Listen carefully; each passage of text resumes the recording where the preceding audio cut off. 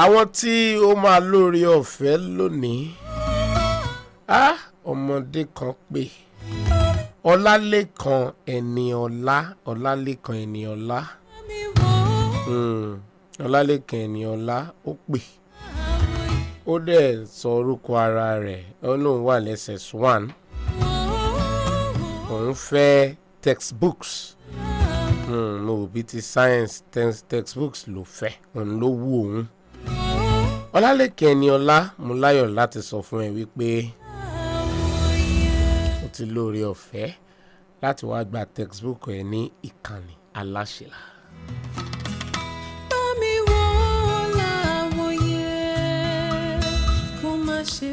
Bákan náà Emmanuel David náà pé òun náà jẹ́ ọmọ tó ṣẹ̀ṣẹ̀ ń lọ sí SS1. òun náà ní the textbook science textbook. ẹ jẹ́ kí n sọ fún Emmanuel David wípé mo láyọ̀ láti sọ fún pé science textbooks títí ẹ̀ náà ó ti wà ní ìkànnì aláṣẹlá kó náà wá gbà.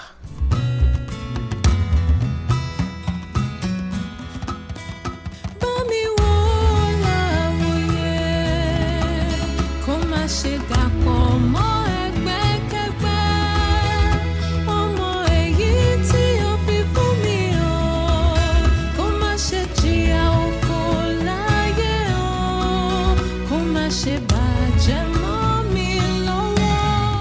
bẹ́ẹ̀ ni Ọlálékan Ẹniọlá àti Emmanuel David bẹ́ẹ̀ ni textbook wọn ti wà ń bí àmọ́ lórí ètò ni wọ́n ti wá gbà lọ́jọ́ mẹ́jọ kí wọ́n rí dájú pé tí àwọn bá ń bọ̀ ìyẹn Ọlálékan Ẹniọlá àti Emmanuel David kàn rí dájú pé àwọn ti débí ní aago 5 gẹ́rẹ́gẹ́ tí ètò bá ti bẹ̀rẹ̀ ọ̀dọ̀ wọn láti bẹ̀rẹ̀ kinní ọ̀hún so gbogbo àwọn aráalé ó lè rí wípé àpárọ̀ wọn gba textbook wọn lọ sí ilé. Géèyàn máa wá bí Ọlálékan Ẹniọlá àti Emmanuel David nọ́mbà tí wọ́n fi pè mí mo ti kọ lẹ̀ o ẹ mú sọ nọ́mbà yẹn lórí o àdúgbò tẹ́ ti pè mí mi mọ̀mọ́ sọ síta ni mo ti kọ lẹ̀ o gbogbo ẹ̀ pátápátá náà lẹ́ sọ lórí o ń tá a fi dá yín mọ̀ pé ẹ̀yin gangan lẹ pè wọlé nìyẹn bẹ́ẹ̀ ni bákan náà.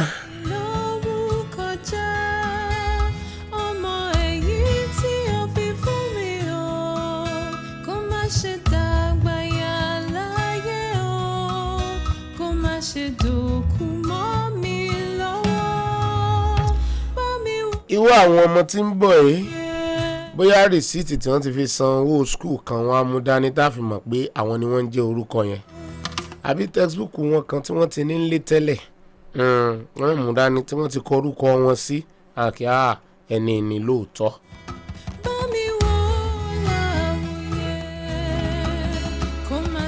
lọ́sẹ̀ tó ń bọ̀ ní kí wọ́n wá ẹ má gbàgbé mo ní kí wọ́n débí káago 5 tó lù torí láago 5 gẹ́rẹ́gẹ́ ohun wọn làwọn aráalé ò mọ̀ gbọ́ kètèkètè láti ìkànnì aláṣẹlá. kó má ṣe bàjẹ́ mọ́ mi lọ́wọ́ bá mi wò láwòye kó má ṣe jìyà òfò láyé o bá mi wò láwòye bá mi wò láwòye bá mi wò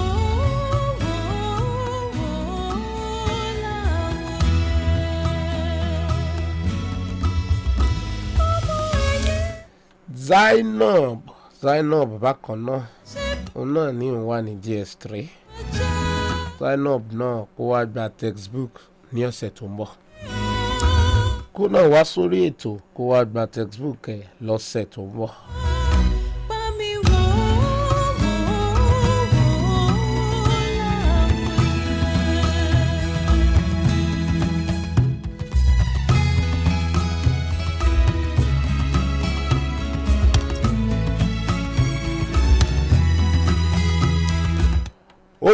Olúwayànmísọ́lá Olúwayànmísọ́lá àbí Olúwayànmísọ́lá mo tọrọ àforíjìn o. Ó pè láti Òkè Àdó. Olóòfẹ́ flask àti bottle.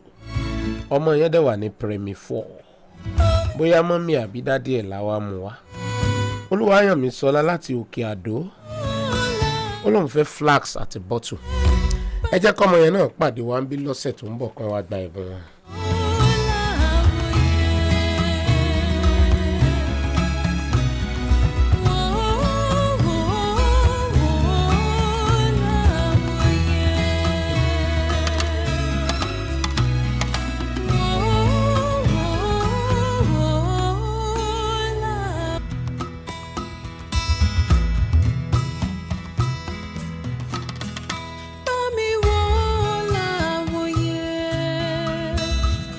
Ṣe bá mi lórúkọ jẹ́, ọmọ èyí tí o fi fún mi o, kó má ṣe dàgbà yà láyé o, kó má ṣe dòkú mọ́ mi lọ́wọ́. Bá mi wò láwòye, kó má ṣe dàgbà yà láyé o.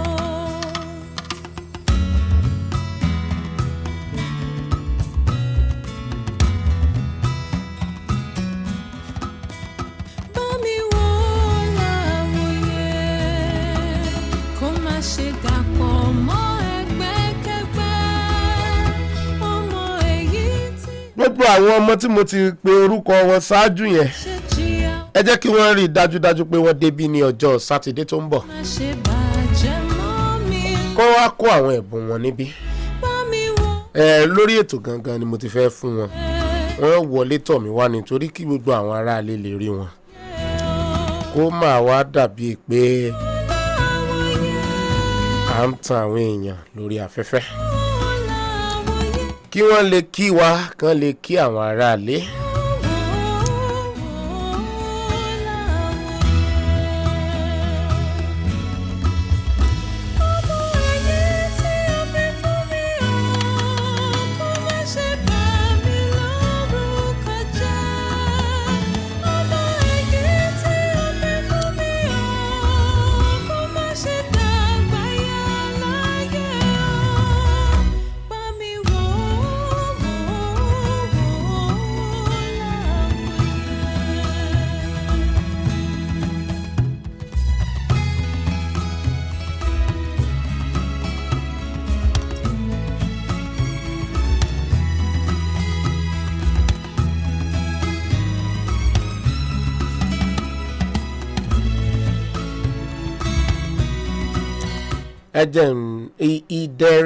Ìdẹ̀ra láti Alábẹ̀bẹ̀.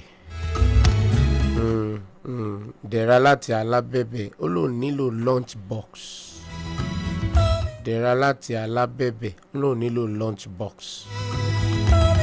Ó jẹ́ ọmọ GS2. Tó fẹ́ lunch box nìyẹn.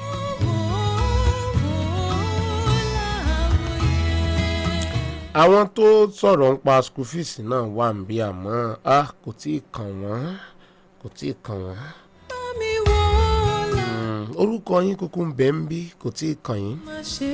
Torí ẹ̀ la fi ń ké síta fún gbogbo àwọn èèyàn tí Ọlọ́run mi ọba mi tó jẹ́ kí kinní ọ̀hún kó máa rọ́ sòmùsòmù nínú ilé tiwọn. Gbogbo ẹni tí èèyàn bá nípa láti ràn lọ́wọ́, ọmọlàkejì rẹ̀ náà ni. Bẹ́ẹ̀ bá dùn àwọn ọmọ inú, wọn ní gbàgbé yín nínú ìtàn ayé wọn.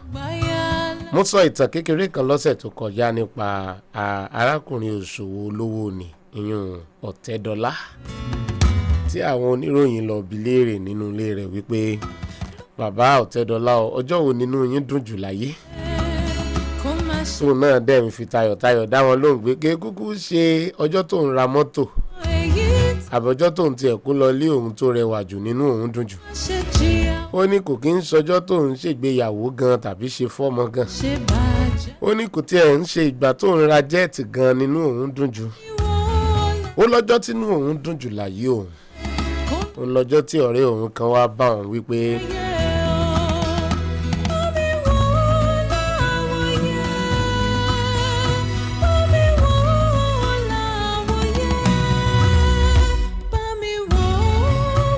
níjọ́ tí ọ̀rẹ́ òun wá bá òun pé àwọn àkàndá èèyàn kan fẹ́ ṣe ayẹyẹ níbì kan wọ́n wá nílò ẹni tí ó fún wọn ní wheelchair ìyọ àga tí wọ́n mọ̀ jókòó sí wọn tí wọ́n mọ̀ tí wọ́n. ní ọ̀rẹ́ ẹ̀ bá sì lọ bọ́ tẹ̀dọ̀ tó bá lè fún wọn bíi 500 inú wọn ó dùn ó lóun bá tiẹ̀ ní jẹ́ kí òun ra 250 wọ̀ ni wọ́n bá dẹ̀ kó lọ bẹ̀.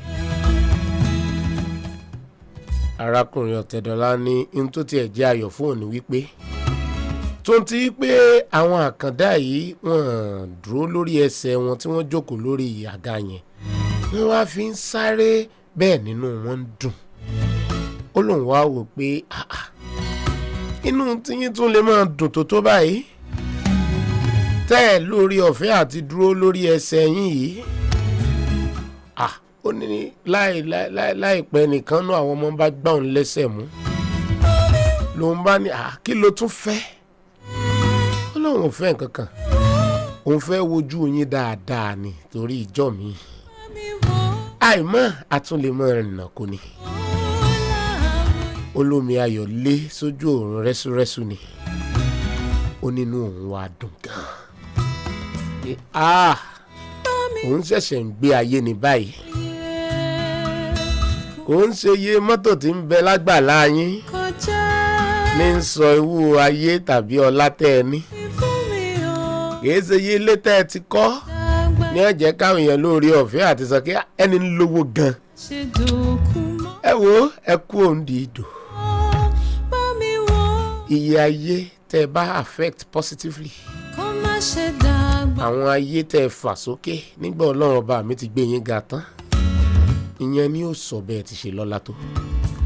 èmi máa sọ fáwọn èèyàn wípé ẹ jẹ́ kí àwọn tó nítàn kan máa nítàn lọ torí wọn ò ní tán wọn ò ní tán láíláí fà àbàdà nígbà wọn bá tiẹ̀ tún kú tí wọ́n tún lọ bí àgbáre.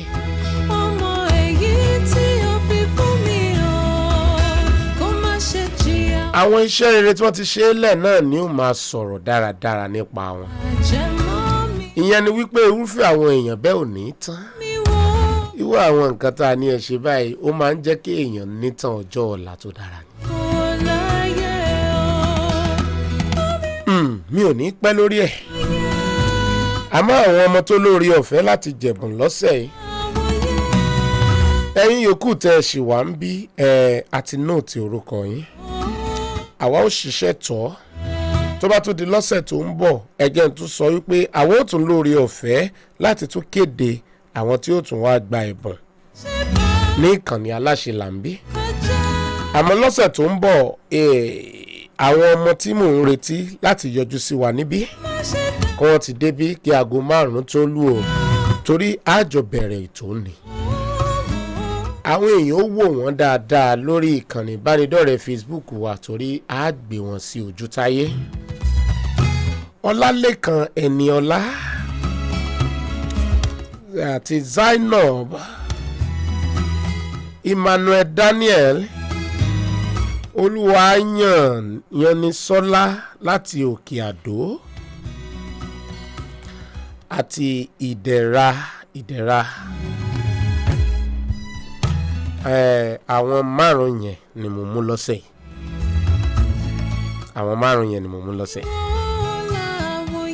nígbà tí ó bá fi dọ̀sẹ̀ tó ń bọ̀ tí n bá mú 10 nú àwọn orúkọ yìí tí ó kù ẹ wò sẹpẹsẹpẹ ni ó kù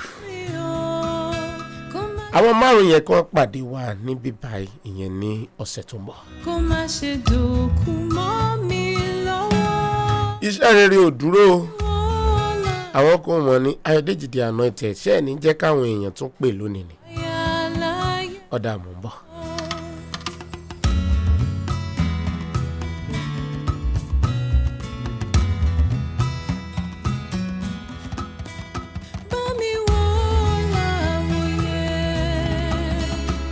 ṣe dàpọ̀ mọ́ ẹgbẹ́kẹ́gbẹ́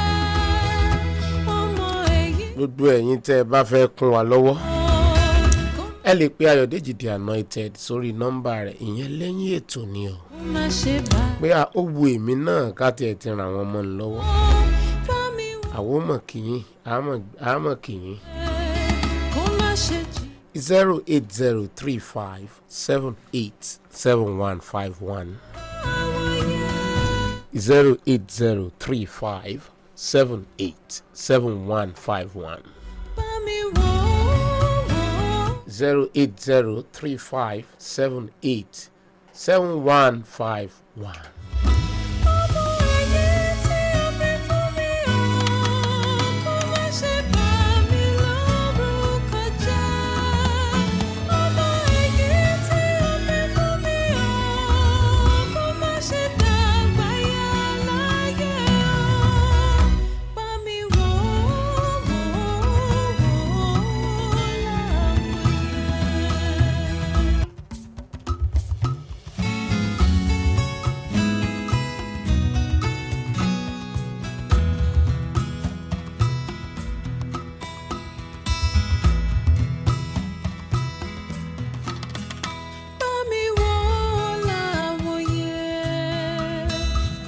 ṣe bá mi lórúkọ jẹ́ ọmọ èyí tí o fi fún mi o kó má ṣe dàgbà yà láyé o kó má ṣe dòkú mọ́ mi lọ́wọ́ bá mi wò láwòye kó má ṣe dàgbà yà láyé o.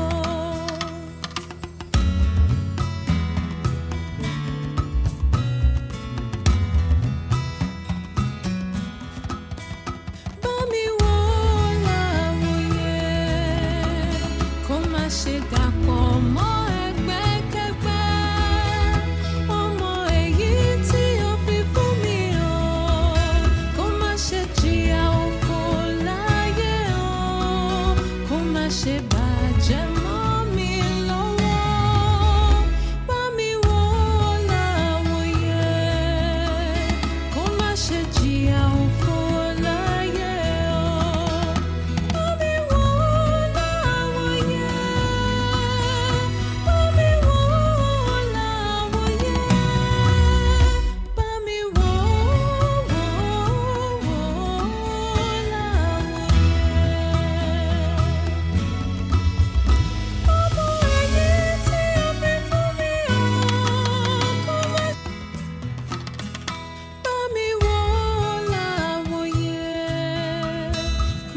Ṣe bá mi lórúkọ jẹ́ ọmọ èyí tí o fi fún mi o kó má ṣe dàgbà yà láyé o kó má ṣe dòkú mọ́ mi lọ.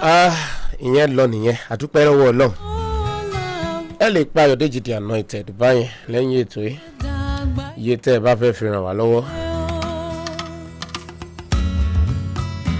lẹ́yìn ètò oníṣẹ́ wọn pé mò ń ṣètò lọ́wọ́ àwọn ìpè tó ń wọlé ìmí nílé lórí ọ̀fẹ́ àti gbé tí ó bá ti di agogo 7 ẹ lè máa pè wọlé máa ti dìde ìyẹn lórí MIC. Ọmọ ẹgbẹ́kẹ́gbẹ́ ọmọ èyí tí o fi fún mi o kó má ṣe jìyà òfò láyé o kó má ṣe. Mo kọ́kọ́ fẹ́ tiẹ̀ yà sọ́dọ̀ àwọn olùkọ́ náà mò ń bọ̀.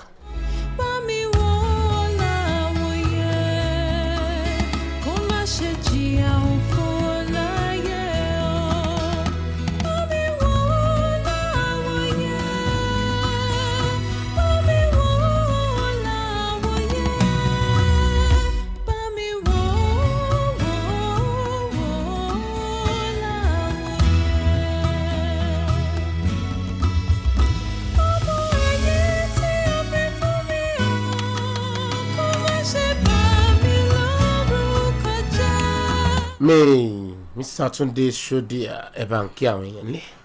I keep I'm so happy again to be in I-FLIER 103.3 FM, the perfect choice station. We are so happy to be here once again.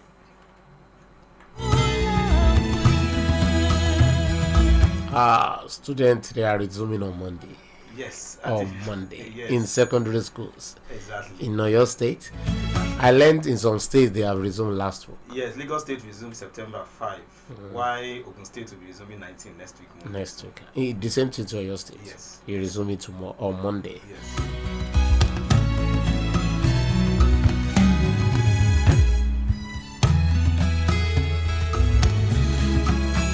I don't know. What kind of advice can you give to, let me say, students that are graduating from, let's say, from the primary to the secondary, and some set of students from the junior class to the senior class? Because what they will face.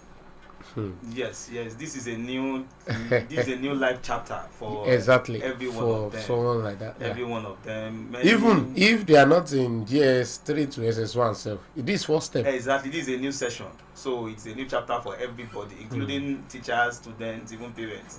It's a new chapter for everyone. So there are lots of hopes, several anxiety, several desires, several passions in the minds of everybody in this new session. Because when we look at the aspect of the teachers, most teachers will be seeing new set of students, different from those ones they dealt with in the previous session. So most teachers will be facing different kind of behaviors, different characters of students, different personalities of students, and different parents in general. And students will be facing new friends, most especially those that are having inter-school transfer from one school to the other. So a lot of environment changes. Change.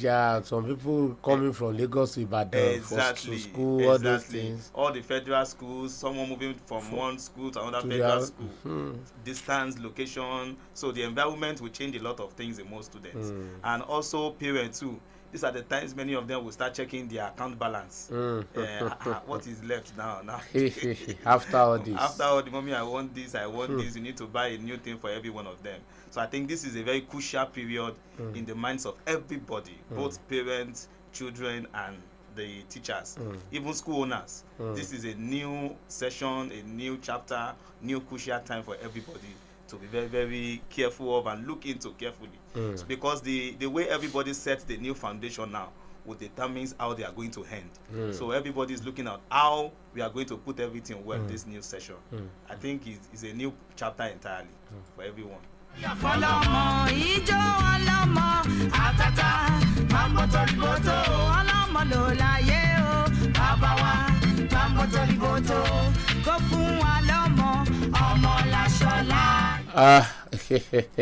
I want this, I want that. I think that was what led me to what we did last week. I was forced to just ask them to call in, just to see how we can lift the burden from some parents.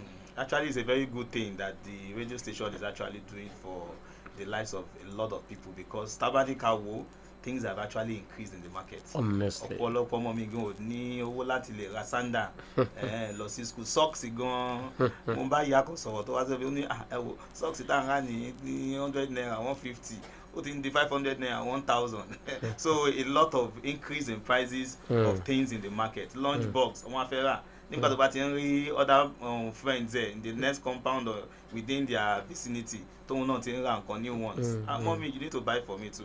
So a lot of responsibility is coming up in this new session, and it's a very good thing. We're happy for what the radio station and all our people are doing to support the young children. Thank you.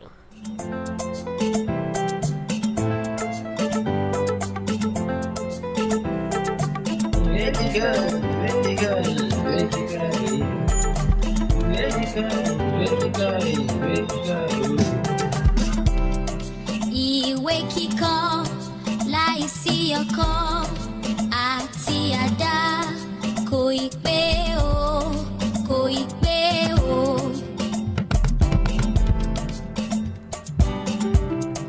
Iṣẹ́ àgbẹ̀, iṣẹ́ ilé wa, ẹni kò ṣiṣẹ́ á máa jalè. I wanted to advise the student, because like you rightly said, new environment, new teacher, new friend, your old friends. Some people, they would have departed ways with their old friends now to get a new friend. The emotional, the psychology will be the psychology. I don't understand. So I think yes, from the student perspective, the advice I will give every one of them is number one, they should set a good goals. Good goals that they would believe will help them to do better than previous session. For example, as a student who did not do well in some subjects, let's say mathematics or English, now this is the time for you to set a good goals on how you are going to make it better in your subject that you are lacking behind. And those ones that you are doing well, you don't relax. You set a goals in which you are going to be the best in that subject. Not just because you are competing, but because you want to be a best student for that subject or class. Losing friend or parting ways with your friend, can that affect a student psychologically? Yes, somebody that you have been used with for almost a and year. now you are now in a new class. And now you are in that new class, or you are changing a school to another school. In fact, you feel like several psychological effects will go on in their minds, in their behavior too. In the first resumption, I'm very sure many of them will be looking like a novice. Where have I found myself now? And things like that. And you know, for students like the primary school, tó jẹ́ wípé teacher kan ni ó jókòó tí wọ́n látàárọ̀ tilẹ̀ òfìsù.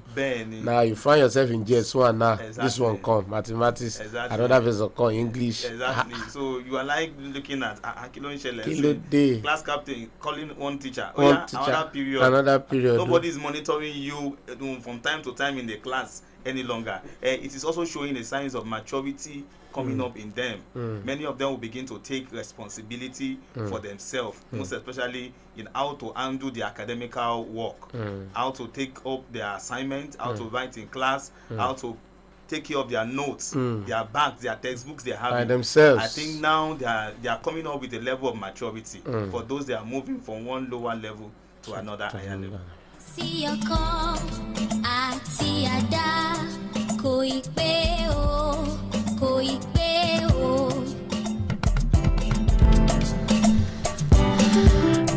And also to the teachers. Yes, yes. I think teachers has a lot of work to do this period, because students that you are used to before, now you are coming up to see another different set of students. So there will be a lot of adjustments. So teachers should prepare to do a lot of adjustments this period. Children are not the same, and because the way you handle the previous students, that is not the way you will handle this one.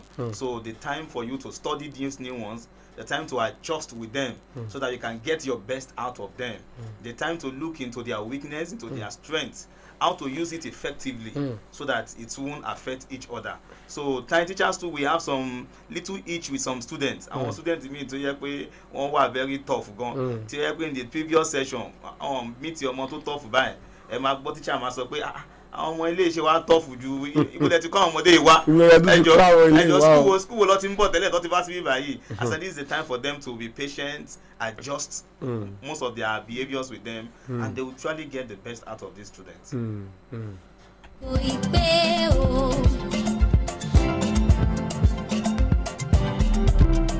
Iṣẹ́ àgbẹ̀ níṣẹ́ ilé wa, ẹni kò ṣiṣẹ́ á máa jalè.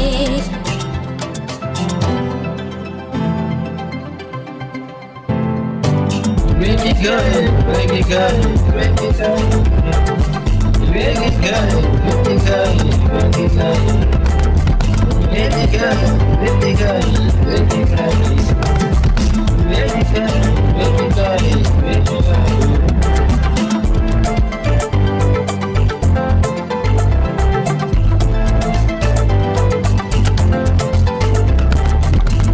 I just wanted to advise the student generally.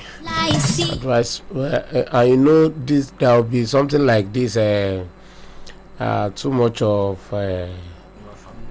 something like that between the SS3 and their tutors, because virtually all of them, they will have mingled with them over the years, and also to the new intake that are just coming to GS1. And of course, those that are from GS3 to SS1, some pick science, some are going to commercial, some are going to art. I wanted to just advise them in general. Yes, we knew that there are several over familiarism with some students and their teachers. I think as schools are resuming now, the first thing that we expect schools to do, teachers to do, is to set up what we call an orientation session. There should be an orientation session. Sit them down for the first day in school or first 2 weeks in school, the first week in school. I like that orientation. Exactly. Like especially for GS1 students. Exactly. Orientate them. Exactly. Let them take them to all the library. Let them know the library. Exactly. Let them know your lab. Exactly. Let them know the classroom. Exactly. This is the mini mat that we have. Exactly. You come out during break time. You know, those are things because they will be very stubborn. Exactly. They will just think the way they used to do while they are in primary school, just to move around anyhow. Let them know. Exactly. Instead of beating, orientate them. Let them know things has changed. Exactly. You sit them down in the session and let them know the reason why they introduce the principal officers to them. them. This is HOD science. Exactly. This, that is the school principal. Exactly. Let them come in. Exactly. Tell them you are welcome. Oh. Exactly. You are their teachers and they will listen to you. So let's go give them good orientation. Because what will just be after?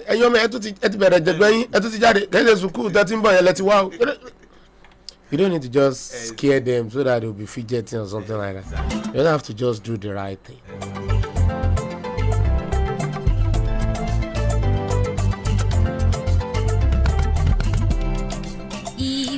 Yes, I know some students will have this problem, especially this GS3 to SS1 student. I want to do art, I want to do science, I want to do commercial. Please, I want you to let them know. Number one, anything they choose now, that's their career. That's they have started. That's the truth, and parents should not force them. Exactly. I want you to just stretch it. Okay. You shouldn't force them. And the ability, when you know your ability, what science calls for, Exactly. can you give it to it? If not, what's your own gift? Which area can you? Because I've been seeing occasions whereby some students will be in science class, later they will now later go back to art. Later, why wasting their time? Why not listen? Unless, please. Okay, I believe all our students, parents are also bóyá ká máa fi ṣe aláfibọ̀ mọ́ Yorùbá àti Ìgbò kálí tí à ń sọ ń bí ni pé àwọn ọmọ tí wọ́n ti fẹ́ kúrò ní ìyẹn ní bíi GS3 wọ́n fẹ́ bọ́ sí SS1 bóyá sáyẹ́nsì lọ́mọ ṣe àti ní commercial ni irú stage táwọn wá àwọn mọ̀ pé èwo ni mú àlejò mi ò bá mi yànnàná ọmọ tó bá fẹ́ mú sáyẹ́nsì kí ni tó pè fún ìwọ ó ní láti kójú òṣùwọ̀n nínú àwọn iṣẹ́ kọ̀ọ̀kan èyí kan ṣe pé mo fẹ́ ṣe sáyẹ́nsì tí wọ́n ṣe ń sáyẹ́nsì ṣé mo lè ṣe tán kì í pọ̀ rẹ̀ mi ń ṣe kì í sọ̀rọ̀ pé mo fẹ́ di dókítà commercial ní tí wọ́n ń ṣe níbẹ̀ sọmọ mi àwọn iṣẹ́ kan wà téèyàn gbọ́dọ̀ yàn láàyò bákan náà sí ti àti tí wọ́n ti ọmọ mi tí ò lè dá literature kankan tí ò lè dá kankan ẹ̀sà tì bẹ́ẹ̀ àwọn nǹkan kọ̀ọ̀kan àti ẹ bá yànnà náà Mr. Tunde. àsìkò yìí after general orientations tí a ti ṣe fún gbogbo school àwọn sensitive class bí wo SS1 tẹ mẹ́nubà yẹn class yẹn ṣe pàtàkì gan so ibẹ̀ lọ́mọ ń lè ti fail the career in life ibẹ̀ náà lọ́mọ ti lè make it ní career in life so àsìkò yẹn teachers should be very very careful. Ibi tí wọ́n bá fẹ́ ju ọmọ sí they should look at the performance ọmọ ẹ̀yin náà lẹ́tí ń kọ́ àwọn ọmọ yìí àwọn ọmọdé ní school so ọmọ tẹ mọ̀ pé when it comes to science ọ̀tọ̀ ní kí nǹkan wúyàn ọ̀tọ̀ ní kéèyàn ní ability láti lè ṣe ọ̀pọ̀lọpọ̀ ọmọ mi ó wùn láti wà ní science class ṣùgbọ́n ability ẹ̀ kò kojú òṣùwọ̀n láti lè bọ́ síbẹ̀ so teachers àwọn counselor school irú àwọn ọmọ bẹ́ẹ̀ they need to counsel them very well. Yes. So that's why ló jẹ́ pé exam tí wọ́n máa ń ṣe láti GS3 wọ GS1 ó wà very SS1 in fact SS1 ó wà very sensitive gan kò ṣe exam tí ọmọ kọ́ lè ṣe pé a kọ̀ fún mark because once the child get to SS1 àwọn iṣẹ́ GS3 yẹn tí ò pass dáadáa ní iṣẹ́ science now ọmọ ayé ti fún ayé àti mọ̀ pé ọmọdé yìí ò good láti wọ science ọmọ tó dẹ̀ yẹ pé bóyá àwọn iṣẹ́ wo lọmọ ní láti mọ̀ dáadáa tí ó mọ̀ ṣe dáadáa ń bẹ̀ lọ́mọ tó fẹ́ lọ sáyẹ́ǹsì ni o bẹ́ẹ̀ni mo ability mo magbára mi in like iṣẹ́ báyìí mo wulẹ̀ lọ science kó má bàa bá ìjákulẹ̀ pàdé. bí ọmọ tó jẹ́ pé a mọ̀ pé mathematics ẹ̀ ó ṣe dáadáa. ọmọ tó bá mọ ìṣirò dáadáa tó dẹ̀ mọ integrated science dáadáa. ìyẹn science mo rẹ pé nínú ẹ̀sáàmù junior WAEC tó ṣe tó jẹ́ state bẹ̀sẹ̀ tàbí neco nígbà tẹ́ wo mathematics ó ṣe dáadáa ó ṣe p ara kò ṣe p o. ẹ̀dẹ̀ lọ́wọ́ basic science. ìfà sí gan-an kò yẹ pé bóyá ó ní c. bẹ́ẹ̀ ó ní c. bẹ́ẹ̀ni ó ní a àbí b. àbí b. because class yẹn wà very very sensitive gan science class. torí gbogbo tí wọ́n mọ̀ kọ́ wọn nínú bíi physics chemistry mathematics ní ká mọ̀ tanra wa. bẹ́ẹ̀ni ìwọ̀nba díẹ̀ ní kíní ẹ̀ nígbà wọn bá rẹ̀ á sọ pé maths o wọ́n ṣẹ̀ṣẹ̀ mọ́ sọ fẹ́ lómi ni wípé expand this. bẹ́ẹ̀ni yóò mọ wò bí kí wọ́n expand. ọmọ tàdé mọ̀ pé bóyá ó kù dáadáa ní bóyá social studies business studies ọmọdé yìí result yẹn jáde. abẹ́rẹ́ abáwo business study ẹ̀ àwo social study ẹ̀ àmọ̀ pé ọmọdé yìí ọmọ ẹ̀ náà ṣe commercial class káfíìsì commercial. ọmọ tó jẹ́ pé bóyá CRS lẹ́bàá lọ wo CRS àti literature ẹ̀tọ́ ṣe ní GS3 ní GS3 ó ṣe dáadáa history àti mọ̀ pé ọmọdé yìí art class ẹ̀jẹ̀ àfìsí art class máa ń rí nlé pé literature kan kò lè lọ́jọ́ kan tán lọ́wọ́ ẹ̀ tí yẹn kà tán. bẹ́ẹ̀ni ó fẹ́ràn láti máa ka àwọn novels dáadáa. ká ti study ẹ̀ tábọ̀jì àdọ́nà rẹ̀ rú ẹ̀jẹ̀ àfìsí art. torí pé ọmọ bàbá Kúdí kan ṣe. ẹ máa ń wò lájọ wípé torí pọ̀rẹ́ rẹ̀ kan wà sáyẹ́nsì láṣẹ fi bẹ́ẹ̀. ẹ wo ability ọmọ yẹn ability ẹ̀ gbọ́dọ̀ bá wọn. ẹ̀bùn ti wà nínú wọn náà tẹ́lẹ̀. bẹ́ẹ̀ni so tọmọ tó ní ẹ̀bùn nínú. àìsàn mo ti rí ọmọ kan rí tó jẹ́ wípé àti DSS3 tó ti ṣe science DSS3 kí ó tó sunkún padà lọ sí heart nípa wípé bóyá bí àwọn tíṣà kan ló kàn sọ pé ó gúdù tó sì bọ̀ sí science àmọ́ tó sì jẹ́ wípé nínú ọkàn nínú science tó wà yẹn náà ó ń ka literature jà àwọn tó wà heart lọ. so ẹ jẹ́ ká mọ interest wọn. ẹ má wulẹ̀ jẹ́ à ṣe àwọn ọmọ yìí lọ́nà. bẹ́ẹ̀ni ẹ jẹ́ ká mọ interest wọn. bẹ́ẹ̀ni àwa kọ́ ni ká choose fún wọn. we are just a guide. kákan guide wọn ni pé ọmọ mi báyìí tẹ́ bá ti wá wo interest wọn ó better. ó better gan. kéèyàn rọra. ìfà ọmọ yẹn gan máa mú best ẹ̀ jáde. kò ní máa struggle nínú àwọn iṣẹ́ yẹn tó bá ti ń dé SS2 SS3. àmọ́ tó kékeré nọ́ọ̀sì ni ó ṣe. bẹ́ẹ̀ nọ́ọ̀sì ni. ọmọ tó sì wà lágbà tó ti wà ń pàmò ìfà ìwọ́n ti parí pé nọ́ọ̀sì ni ó ṣe. bẹ́ẹ̀ni tó bá ti ẹ̀rẹ́ jẹ́ gan yóò sà.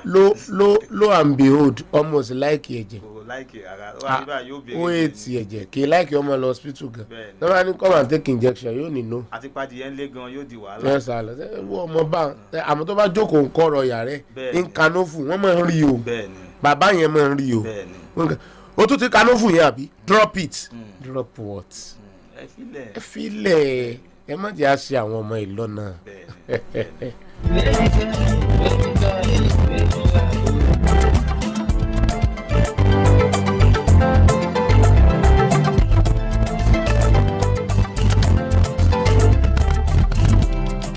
ìwé kíkọ́ láìsí ọkọ̀. àwọn olùkọ́ gan àwọn náà ní ojúṣe láti ṣe bẹ́ẹ̀ni ní agbọn ti bẹ̀rù.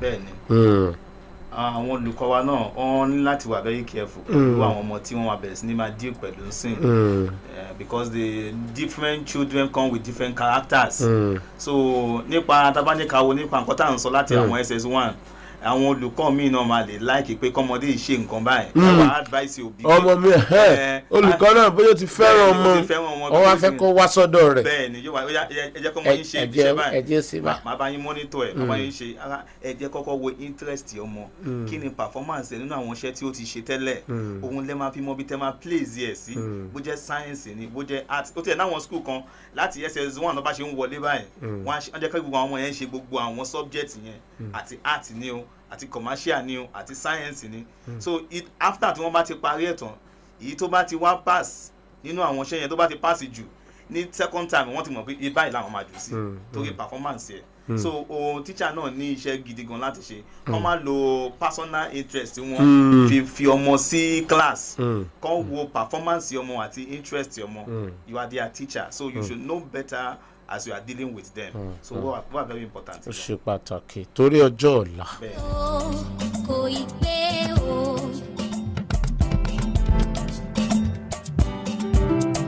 iṣẹ́ àgbẹ̀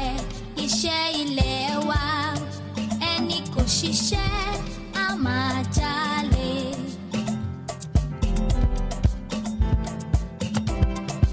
Ìwé kíkọ láìsí ọkọ́ àti àdá kò ì pé o, kò ì pé o.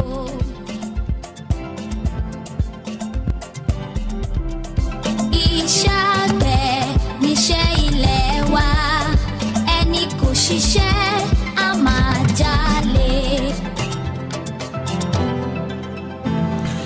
ìkànnì aláṣẹ làlà ń pè bí I-FLIER 103.3 FM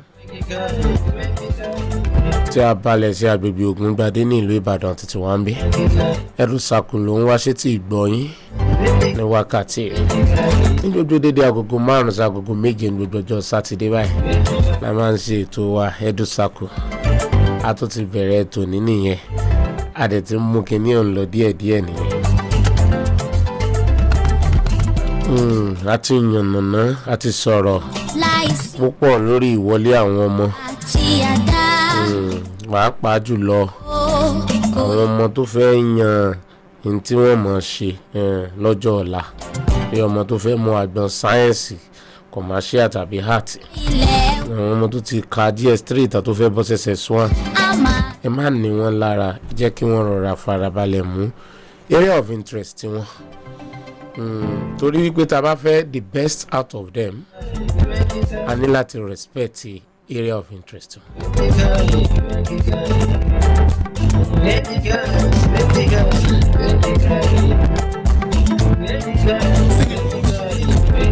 Dandan ni fún wa láti respect ẹ̀.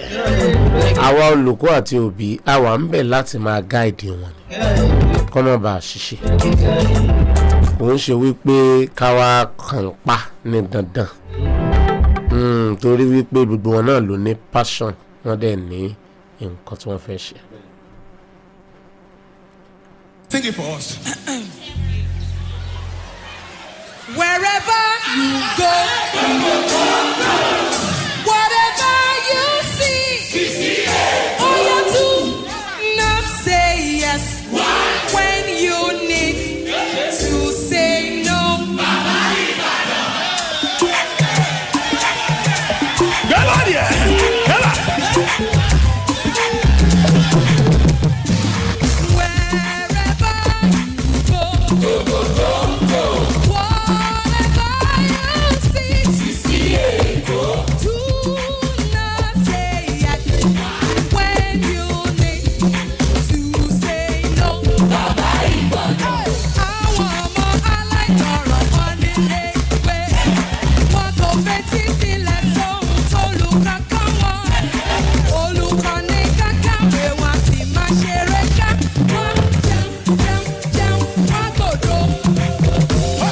Iṣẹ́, ìyẹn kì í ṣe tiwọn. Eré ṣáá ni tiwọn. Dodo àti ráìsì kò gbọ́dọ̀ kọjá. Wọ́n jẹun, wọ́n gbòdo.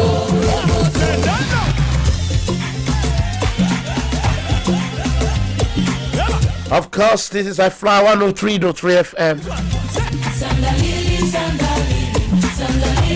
The perfect choice station for the I-FLIERs. We're giving it to you, that's what it stands for. We are thematic station that stands for education and entertainment. And of course, you can add it together, education plus entertainment. Guess what? That's entertainment. That's what we stand for at I-FLIER 103.3 FM. And of course, the program is Edu-Circle with your host, Ayodeji The Anointed is my name. That is truly. You're in my country. Most of you know me well. If you look me up and down, you will know. I want to talk about the teachers now. Before I see some people are calling me already, I'll pick calls. Look me up, If you have questions, I will answer you. that is true. You know, some teachers, they have not started preparation. School resumes on Monday. What can you say about that? Yes, I think this is the time for teachers to upgrade themselves also. Well, they don't know. At all. Teachers need to upgrade themselves. Now that we are now in a digital Are you world. still using that same old lesson notes Lesson notes. that you used last time? Or you say, I don't need to write new one. I have it already. The same methodology you use in The the previous same, one. you still want. This is a new session. These are new students entirely. I believe you're supposed to sit down and be refreshed and Exactly. come out with something new. Exactly. Make the student know that yes, this is a new. Even you can walk up to the class and ask the students, Exactly. what are the things that I've been doing that you think I should correct myself from? Exactly. You can ask them. They will tell you. It should be more of teacher-student relationship, so that it will actually help the student. I know by Sunday evening, what some teachers will do, they will not look for their chef at home. You see them just, of year 2000. wow. It will be just like, lesson notes here. And we need to upgrade it. You still in go line and with the give syllabus. them again new session. Exactly. No improvement, no In fact, teachers need to upgrade themselves. That is why the internet is there for teachers also. Yes. To learn more, bring in new Because things. this for jet students. age, Exactly. you cannot be doing the whole thing. Exactly. Areas that you need instructional materials for in class. And these are times that you go online, you Google them, you bring it out. These students you are teaching, they are even more on No, the especially internet. the GS1. Exactly. Instructional materials, they are important. They very good. Because they believe what they can see. Exactly. By the time you are telling them and also you are showing them instructional material, they will believe. Exactly. And again, I want teachers to upgrade themselves in this digital world a lot, because these children are now open to internet. Yes. They get information. In fact, some students know more than their teacher when it comes to information On internet. So That's teachers, the truth. Teachers need to step up their game too. Some teachers, they don't even know how to operate Android. Not at all. In fact, They believe so they much need in that their information. They will be lesson asking the notes. students to be checking out. No, This is the time for them to upgrade themselves also. This is the time to make sure their lesson note is intact. It's the standard to the syllabus they are having. The content inside it's something that will help them for their external examination. I said these are things that teachers need to look into, and they are not just to come into the class and do the way they have been doing. Bring in a new fun of way of making the students get what you are teaching them. Makes the class fun. Let them enjoy their lessons, because we have what we call attention span. Once a child has elapsed the attention span, for example, age 12 to 16, that is why we always give them 45 minutes per period. Yes. That 45 minutes per period, it is generally agreed that is the time to any focus attention from. After that, you are wasting your you are time. distracted, you are just wasting your time. So that period of 45 minutes. That is to some teachers that Exactly. they will move spill to another person's period after they've wasted time in their own in period their own of 45 period. minutes. Do not be like they hard working. Exactly, and the student will not be shouting. You just realize the students, their mind is off what we are teaching them. Because you are the stipulated time. Exactly, the attention time for that student you have wasted. We have Well, wasted you know, it. they don't know. They don't know that for them to come up with 45 minutes per Exactly, period, exactly. they have reason. They have reasons for that. Because children's in the lower After range, that 45 minutes, any other thing that you are doing, they are distracted. they are distracted. They want another person to enter. Exactly. They are done with you. They are done with you. So the best thing to do at that time is to pack your load and go. Exactly. But when you use some force, your mother is shaking. Joko, I will not allow you to go for break. You We will realize finish this thing. You give yourself hypertension at the end of the day. So for you, this is the time for them to relax and Take your syllabus. Exactly. Look for your lesson note right. Moving at the right time. And administrators of the school should not overwork some of these teachers. I think we need to look into that. Yes, that's another Some of thing. these teachers are being overworked. So by the time they get to class, tó bá yẹ pé teacher márùn lẹ ní ẹgbàá márùn níbi tẹ́ bá ti ní teacher márùn ẹ má gba méjì. exactly, teacher Most especially àwọn private schools nìyẹn bá wí dáadáa. In fact, they need to look into teacher. Ẹ má máa wo towó nìkan. At all. Ìdí ni wípé ọjọ́ ọ̀la àwọn ọmọ ẹ̀ náà ṣe pàtàkì. Exactly. Ó ṣe pàtàkì o. Exactly. Ibi tẹ́ bá ti nílò teacher mẹ́wàá ẹgbàá mẹ́wàá ẹgbàá síbẹ̀. No teacher àti one out tán kó tó wọ the next class. Bẹ́ẹ̀ ni nígbà ó kọ́lé mo ti ẹ̀ ti rí ilé ìwé ọ̀sán pé teacher kan ní nǹkan physics chemistry biology ìmọ̀wú brain tó ní Ọlọ́run ló ní lọ school. Lọ́dọ̀ tí wọ́n that's our best teacher. That's ó sound gan. Kò sí class tí ó lè kọ́. Honestly sir ẹ má jẹ́ ntàn yín sir kò lè wà effective sir. At all. Physics, chemistry, biology. At all. Kẹ́nìkan máa kọ́. It has even gone against the ethics of education. Kẹ́nìkan á sọ pé ó gùdù gan. Ó good. Ó sáǹdì gan. Kò sí subject tí wọ́n lè kọ́. Kò sí subject tí wọ́n lè kọ́. Irọ́ ló ń jẹ́ bẹ́ẹ̀. Kò sí subject tí wọ́n lè kọ́. Ní ọkọ̀ maths, ní ọkọ̀ physics. Any teacher tó bá ti lè kọ́ physics ó yẹ kó lè kọ́ maths. Ó yẹ kó lè kọ́ maths. By your own kinní nìyẹn. Bẹ́ẹ̀ni, not by the education standard. And it's actually be affecting the student negatively. It's affecting them. Wọ́n lè máa rán wọn máa ṣe poor performance nínú external exam wọn. Ẹ máa wọ pé ṣe bá kọ́ wọn. No, the process yẹn ti miss the process. Ẹ ti miss process. And when that process is being distorted, ó máa affect the performance. performance. And tó ti science, ẹ jẹ́ ó kọ́ science. Exactly. A mọ̀ pé private school tó bá tẹ̀ tí ń fún bí iṣẹ́ bíi méjì ó ti tó ẹ̀wá kan tó jẹ́ jamin ẹ̀wá kan tí ó ní gba much attention bí teacher kan náà kọ́ physics chemistry biology gbogbo iṣẹ́ yẹn ló wà important ó ti pọ̀ jù. Bẹ́ẹ̀ni kó tó bọ́ sí other class ó ti rẹ̀. So with teachers and administrators only láti máa overwork àwọn teachers yẹn so that one dey get the best out of them. Ó wà important. Ó wà important.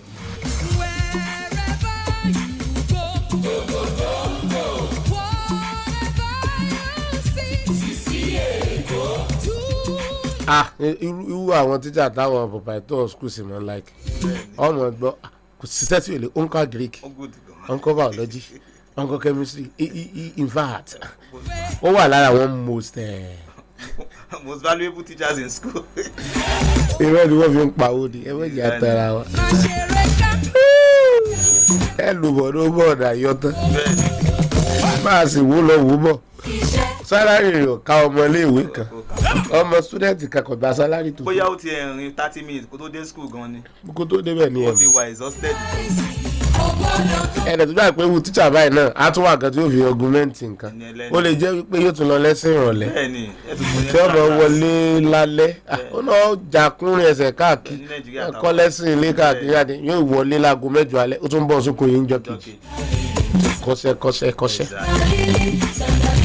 Ẹ wá iṣẹ́ kan tó bá tẹ̀ jẹ́ pé nìyẹn good dáadáa ẹ lè fún ní iṣẹ́ kan tó jẹ́ iṣẹ́ tó ṣe pàtàkì ẹ wá kékeré kan tí ò ní gba time ẹ téèyàn bá ń kọ́ physics tẹ́ bá rọra fi basic tech tẹ̀lẹ́gbẹ̀ẹ́ díẹ̀ ó sì lè help ẹ ó sì lè gbé sókè àwọn èèyàn máa kọ́ physics kó tún máa kọ́ chemistry kẹ̀tún wá ní yẹ kó tún ṣe léyìí náà ẹ̀yẹ kó tún lè ṣe biology. mo máa ń sọ pé kò ń ṣe gbogbo èèyàn ló lè dá school lẹ̀ bọ̀ Nàìjíríà táwa yìí gbogbo wa la fẹ́ dá school lẹ̀. gbogbo èèyàn ló fẹ́ dálẹ̀ tó bá yẹ ti ń di bẹ́ẹ̀ yẹn wọ́n ti sọ di business wọ́n fẹ́ rí èrè à pé we are imparting to the lives of these ones. Exactly, it's not all about money. It's about impartation to the life of those students. So tó bá ti ń di pé ẹni tó ní school gan náà ń kọ́ṣẹ́ bíi 5 ó ti mú ìyàwó ẹ̀ náà mọ́ ẹ̀ láwọn school bẹ́ẹ̀rì bẹ́ẹ̀ pé ọkọ àti ìyàwó pẹ̀lú ọmọ tó ṣẹ̀ṣẹ̀ tán láyé institution. ayé institution náà ọmọ tó ṣẹ̀ṣẹ̀ jáde secondary school àwọn ọlọ́jọ́ ń kọ́ gbogbo settings ọmọ and then nìkan mọ́ give the best performance. No, it is not. It's not possible. It's not possible.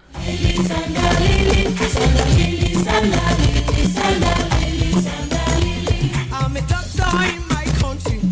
Most of you know me well. You look me up and down. You will know that is true. I am a baba.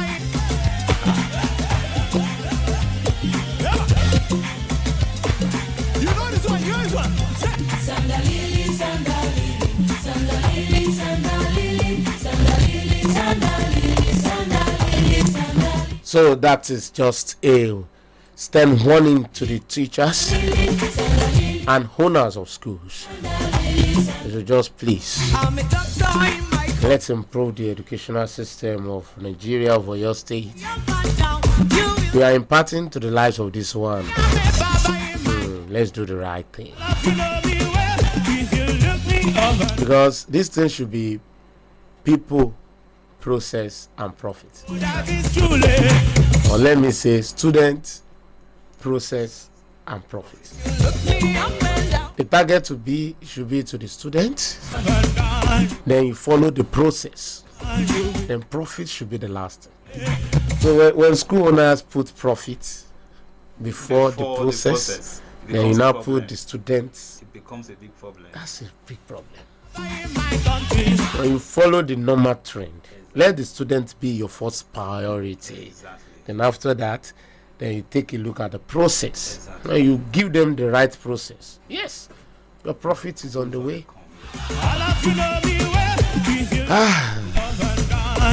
I pray the owner of schools, I pray they listen to that, because it is imperative and it is important. If we want the best out of this one, we have to do the right thing.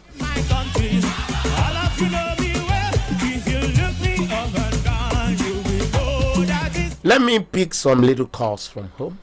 I know some parents, they have questions. Maybe like Bounty GS3 SS1 that's all letting me be. I've been in touch. So 091 6000 1033 091 6000 1033 07055 00 1033 07055 00 1033. Hello, good evening to you. Good evening, your name and where you're calling us from. I'm Mrs. Abkadi from Bangladesh. Well, can you come again? I said I'm Mrs. From Olodo. Yes, what do you want to say? I'm also a teacher, so I'm also close to what our first said. All right, please go ahead. So, in school settings, it's advisable for a teacher not to be but to give punishment. Because these days, most students are having something, so they should give punishment, and that punishment should be not outside, so that they will also get from what the teacher is giving. And also, the teacher should not ask students that who knows me. Can anybody tell me? So it's best for that teacher to tell that student that to mention the student's name, that so person what it is. And another thing is about the dressing. So the way you dress is the way they are going to I don't know how I can put it. You are dressed. Okay, this person is going to impact the student. And teachers should also prepare ahead of the lesson.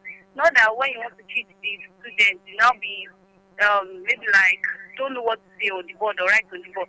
So you should prepare ahead of your lesson and get your lesson notes prepared. Don't use your textbooks for students to write on the board. You rather use your lesson notes. That's Jamin. That's a good point there.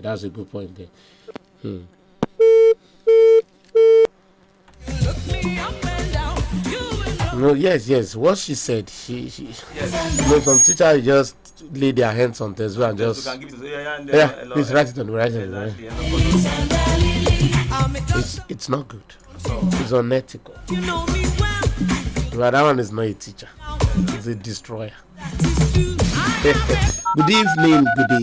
Good evening to you. Hello. Good evening. You are in already. Hello. Oh, I missed that call. 091 6000 1033 07055 00 1033 091 6000 1033 07055 00 1033.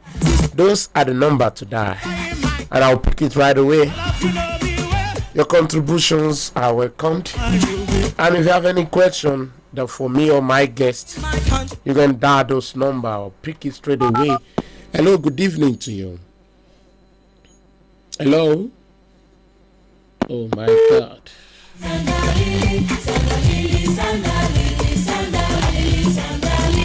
I'm a doctor in my country. Most of you know me well. You look me up and down, you will know. Hello, rí ọ̀fẹ́ àti dásí tún wọn. Ẹ bá wa dásí kìíní yìí. Ó ti kan ẹ̀yin ará ilé. Abala wo lẹ ti fẹ́ kí àwọn olùkọ́ kó ṣe àtúnṣe? Báyọ̀ pé ìyẹn lẹ́yìn fẹ́ dá sí. Ẹ lè ti sọ̀rọ̀ báyìí. Tàbí tábàlà ti pé ọmọ fẹ́ ṣe science commercial ní òye yín ẹ fẹ́ káyànnà náà dáadáa. Ẹ lè béèrè ìbéèrè yín báyìí dáadáa. 091 6000 1033 tàbí 07055 00 1033. Hello, ẹ kúrò lẹ́ o. Ẹ mà ti wọlé. Kí ló ń mojú òpó yìí? Ó tún ti rí bẹ́tẹ̀. That is truly. You're in my country. Most of you know me well. Bóyá bóyá kẹ́ ẹ pé 07055001033 07055001033 bóyá yìí ní ìbéèrè lórí ní tá a ti ń fà bọ̀ látàárọ̀ àkókò ní láti pè wọlé ká tó tún lọ ṣeun tó tó kù lábala ètò yìí.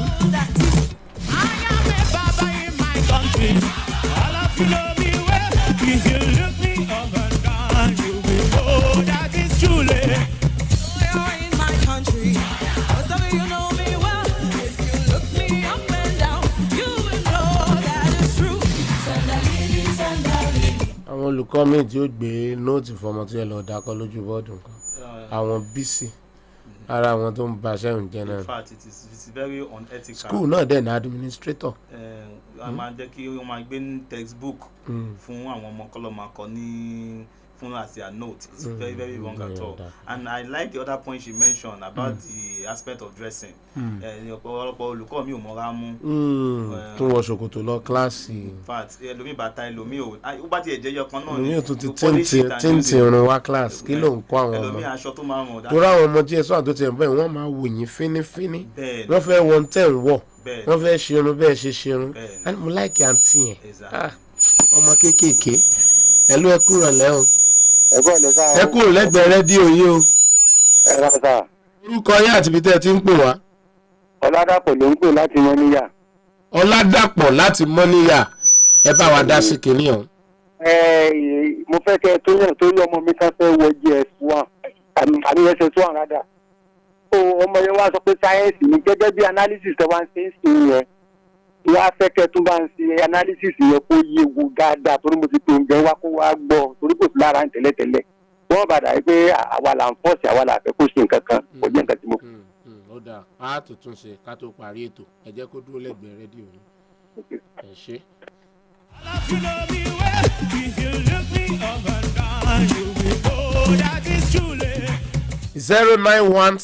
091601033 07055001033. Sàtúndé Ṣódìyà ọmọ tó fẹ́ ṣe sáyẹ́ǹsì ó wà ní ó fẹ́ lọ SS1 báyìí ní ọmọ ṣe só ti ṣe tán ẹ bá ń sọ àwọn iṣẹ́ tó ti gbọ́dọ̀ mọ̀ tí ó kọjú mọ́ dáadáa nǹkan tó dáa ni tó bá ṣe bọ́ tó bá ti mọ̀ pé òun yọ̀ lẹ láwọn àbálà kó yá tètè mú mi àbí kí lẹ rò òun lẹ́sọ̀ lẹ́yìn pé ẹ̀jẹ̀ ń gbà pé iná hello ẹ kúrò lẹ́ o ó yẹ sáré bá mi sọjà. Alákọ̀ọ́kọ́ ẹ gbọ́dọ̀ mọ nǹkan tọ́mọ yẹn nífẹ̀ẹ́ sí interest ọmọ yẹn ó ṣe pàtàkì kí ló nífẹ̀ẹ́ sí kí ló wù ẹ́ láti ṣe. Ẹlẹ́ẹ̀kejì ẹ wá wo ability ẹ̀ nǹkan tó lóhùn nífẹ̀ẹ́ sí yẹn ṣé ó ní agbára láti lè ṣe. Ọmọ mi ó kàn nífẹ̀ẹ́ sí sáyẹ́ǹsì ni ṣùgbọ́n kò lè agbára pẹ̀lú result tó ti jáde tẹ́lẹ̀ kò ní agbára láti ṣe.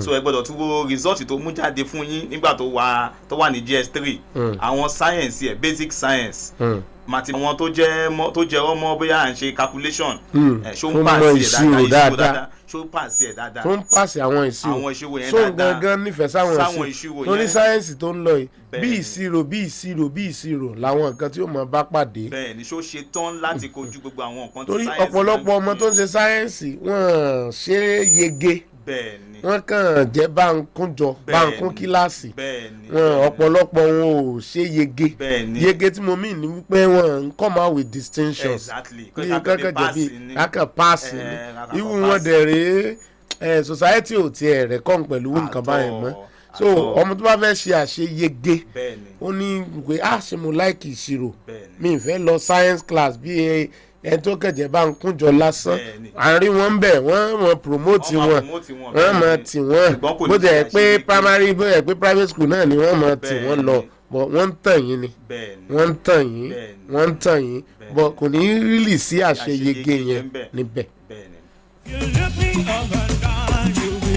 àmọ́ ọmọ tó bá mọ̀ pé òun ti ṣe tán òun ó kọjú mọ́ òun lè ṣe kókó ààyè ó ti gbà tó ti mọ́ pé n tí ó nà rèé o and you are ready to pay the price then you can go ahead. bí àpẹẹrẹ ọmọ tó tiẹ̀ wá sí ọ́fíìsì mi níjọ́ kan tó bá ó gba 170 ó wá náà fẹ́ ṣe medicine ó bá ní 170 ṣe ó ní science class lòun mọ́dẹ̀ sọ pé tó bá ti ní 160 àbí 150 tí jáàmù sọ ó yẹ kó lè ṣe medicine mo ní láti tẹ̀ ẹ́ nínú dáadáa pé wo 170 tó gba yóò lè gbé ẹ lọ mẹ́sìn kankan o lè mẹ́ẹ̀dì kankan so o kò wà ní sáyẹ́nsì kò hẹ́ńjìn gan o kò wá sáyẹ́nsì bí káàkọ̀ wà ọ̀gẹ̀dẹ̀ bá ń kúnjọ lásán ni owó náà owó máàkì tó ní tó ní sí nǹkan tó fẹ́ ṣe so tó wá fẹ́ ṣe àṣeyege gangan wọ́n fún ẹ gbọ́dọ̀ rí pé yes o ti ṣe tán láti kojú nǹkan tí kinní ìyá gbé wá fún mi. mi láìkì ìṣirò lọ́jújújú ní ìráyè rẹ mo láìkì máa ka literature novel lọ sí art àṣeyọrí náà ni bẹ́ẹ̀ bá ṣàṣeyọrí lọ́nà art náà àṣeyọrí bẹ́ẹ̀ bá ṣàṣeyọrí sáyẹ́nsì náà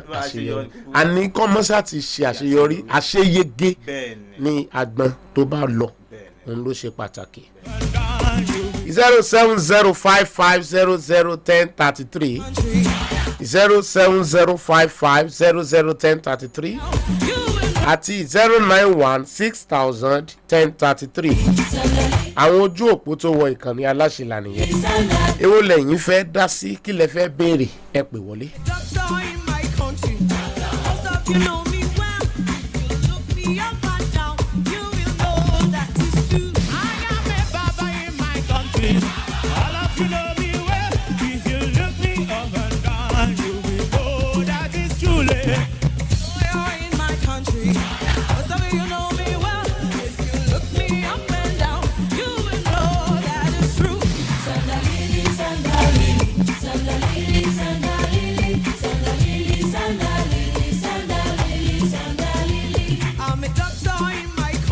Hello, good evening.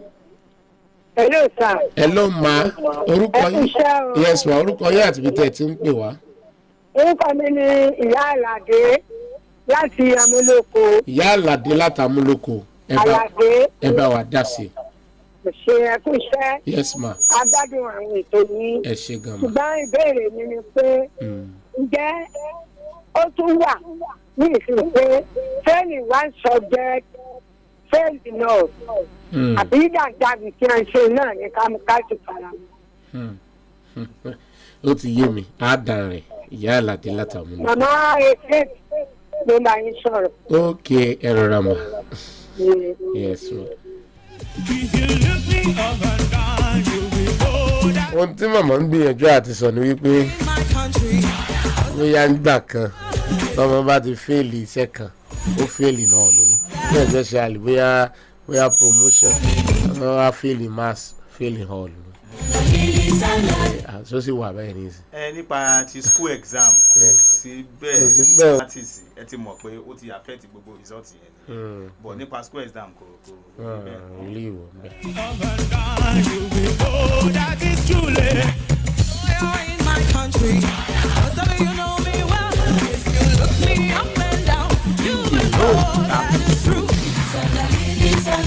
Zero 916001033 07055001033.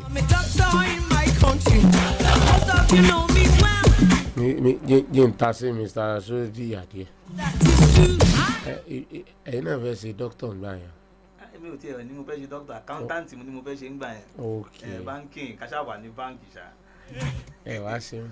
Nígbà tó yá wa padà rí pé ara education yìí gangan ni. Education.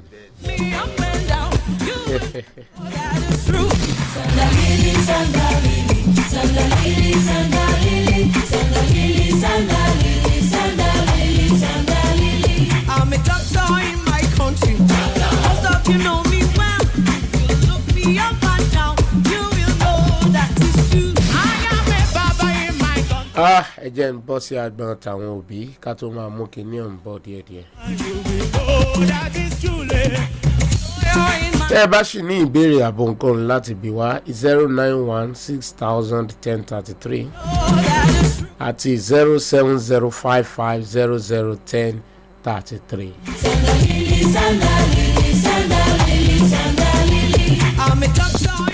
Hello, ẹ kú rẹ̀lẹ́. Ẹ kú ọ̀lẹ́ sà. Ẹ ra sà, orúkọ yín àti ibi tẹ́tí. Ọlámilékan ló ń pè láti Ẹgbẹ́dá. Ọlámilékan láti Ẹgbẹ́dá, ẹ ra sà. Bẹ́ẹ̀ni, ẹ kú iṣẹ́. Yes sir. Agbọ́n kan ni mo ṣàkíyèsí tí mo dẹ̀ fẹ́ kí kẹ́ ẹ mẹ́nu bà lórí ètò yẹn. Ẹ ṣé sà. Ọ̀pọ̀lọpọ̀ àwọn ọmọ tó ń jáde ní ìsìn bíi iléèwé gíga kékeré bẹ́kẹ́tà ọ̀pọ̀lọpọ̀ wọn ló jẹ́ pé rìsọ́ọ̀tì tí wọ́n mú jáde lóòótọ́ ló dáa ṣùgbọ́n tá a bá wò dáadáa agbára wọn kọ́ ni wọ́n fi ń ṣe ọ̀pọ̀lọpọ̀ ètò ẹ̀ ń ṣe. tó eléyìí wá máa ń ẹ wá jẹ́ bígbà tí ó ń dì sí ìfọ̀ àwọn òbí tí ó jẹ́ kí wọ́n mọ impose pé ọmọ àwọn sáyẹ́ǹsì ló yẹ ó ṣe tàbí báyìí ló yẹ kó ṣe nígbà tó ọmọ yẹn tó sùn sí lágbára nǹkan tá a tó wọ́n ní ó ṣe yìí. tó púpọ̀ owó lẹ́lẹ́ fún àwọn òbí àti pẹ̀lú bí nǹkan bí kẹ́jú bí ipò tí ìpele ẹ̀kọ́ wà lásìkò yìí máa ń lẹ́lẹ́ fún wọn tó yẹ pé àwọn ọmọ yẹn ó lè lọ síbi tí ó yẹ wọn nǹkan tó yẹ wọn ó ṣe gangan tó lè ràn wọ́n lọ́wọ́ lọ́jọ́ fẹ́jú. ẹ ṣé púpọ̀ Mr. Ọlámilékan láti Ẹ̀gbẹ́dá.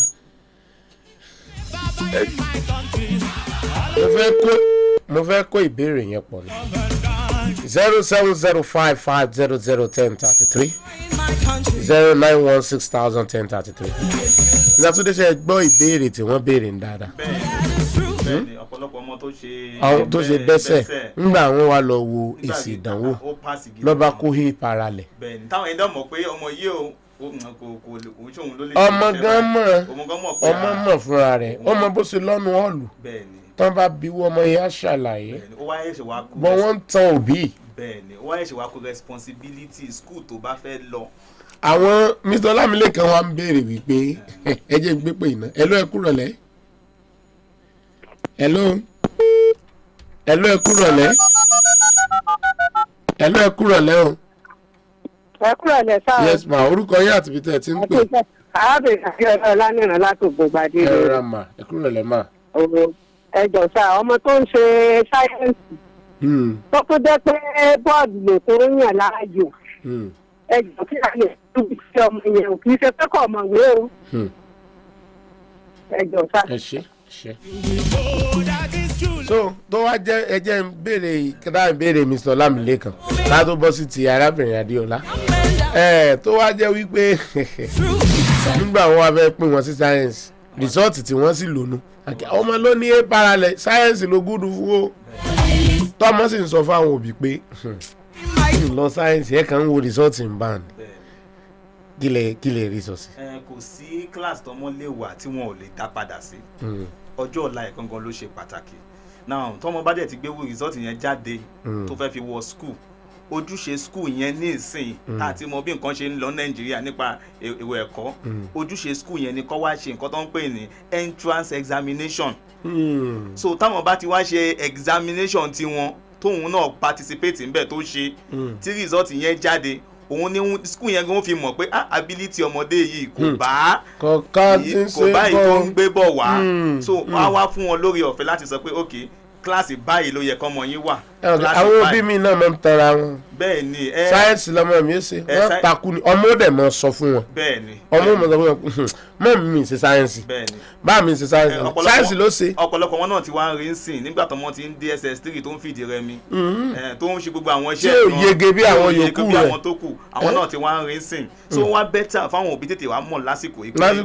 ẹ jẹ́ kí àwọn ọmọ yẹn ṣe ibi tí wọ́n ní agbára. káwọn iléèwé náà ràn wá lọ́wọ́ bí wọ́n ṣe ń wọlé sẹ́sẹ́ sún àyí ẹ ká má dà wọ́n bẹ́ẹ̀ dáńdá wíìlì ẹ má sọ pé owó lẹ́ ń wá ẹ ṣe ìdánwò fún wọn ẹ̀yin tẹ́ fẹ́ wọ sáyẹ́ǹsì o àkọ́kọ́ dán yín wò ibẹ̀ lẹ́ẹ̀tì mọ̀ pé bóyá ọmọdé yìí o pé bó bá pẹ́ ibi tó ti ń bọ̀ wọ́n ṣe fún ni tàbí pọ́ńdọ̀ yín náà wọ́n ṣe fún ni ìwú oyún ẹ̀ nìjẹ́ nìkan kan ṣe ẹ wù dáadáa rìsọ́ọ̀tì ń lẹ́wàá dúró lé lórí pé ọmọ báyìí ó lè ṣe sáyẹ́ǹsì ọmọ báyìí kò lè ṣe sáyẹ́ǹsì o ìyẹn ni òfin ní di dàbí ẹ̀tàn fáwọn òbí nígbà tẹ́ bá fi wéèsì yẹn ran àwọn òbí ò ní òótọ́ ni ẹ lè gbàgbé ti bẹ́sẹ̀ àti tiyún. ifásitì wàyẹ̀ kàṣínẹ́ kò tá à ń sọ ọ̀pọ̀lọpọ̀ ọmọ mi gan ní rìsọ́ọ̀tì yẹn lọ́wọ́ tí òun ṣe pé òun fúnra rẹ̀ lè sọ pé yes òun lò. mo ń bá ọmọ kan sọ̀rọ̀ ní ó jọ ọmọ kan tó dé mo bá sọ̀rọ̀ lóògùn gbadé ńjọ́ kan ló kàn pàdé mi ó ní ní tẹ́ máa ń sọ ń gbà yẹn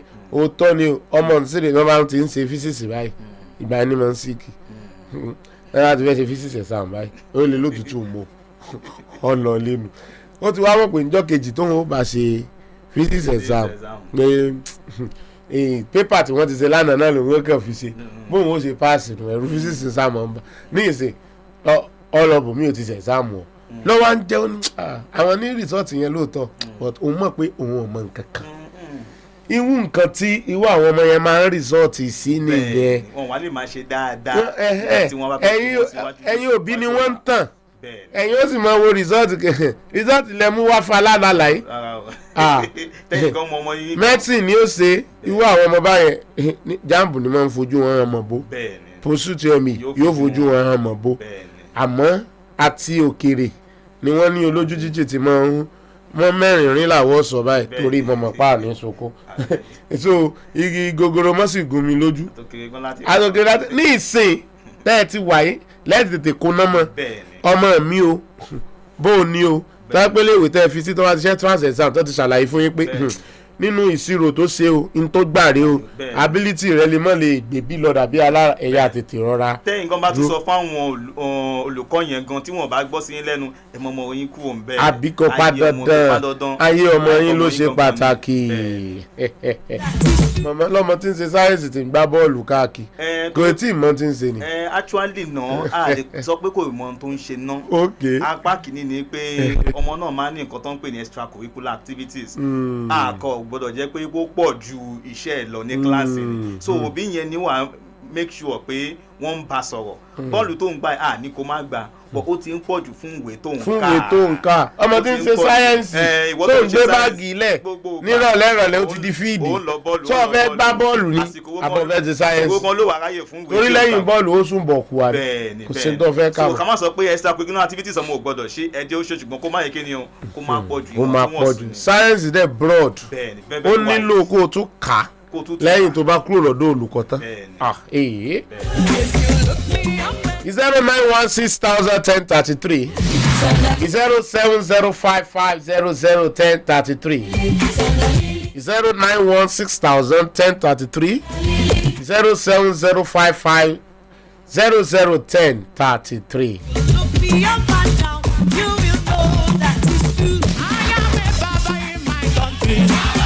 You know me well. If you look me up and down, you will know that it's truly. You're in my country. You know me well. If you look me up and down, you will know that it's true.